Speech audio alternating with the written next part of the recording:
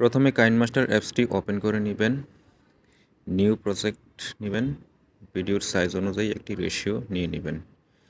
তারপর যে ব্যাকগ্রাউন্ডটি আপনার ভিডিওর পেছনে সেট করতে চান সেই ব্যাকগ্রাউন্ডটি সিলেক্ট করে নেবেন এবং ব্যাকগ্রাউন্ডটি আপনার ভিডিওর সাইজ অনুযায়ী বড় করে নেবেন। তারপর লেয়ারে ক্লিক করে মিডিয়া থেকে আপনি যেই ভিডিওটি ইনপুট দিতে চান সেই ভিডিওটি সিলেক্ট করে নেবেন। এবার ভিডিওটিকে টেনে অ্যাডজাস্ট করে দিবেন ব্যাকগ্রাউন্ডের সাথে। বাস অ্যাডজাস্ট হয়ে গেল। এখন অপশনগুলো থেকে ম্যাজিক রিমুভার অপশনটি খুঁজে বের করবেন। ম্যাজিক রিমুভার অপশনটি জাস্ট অন করে দিবেন। অন করে দিয়ে কিছুক্ষণ অপেক্ষা করতে হবে।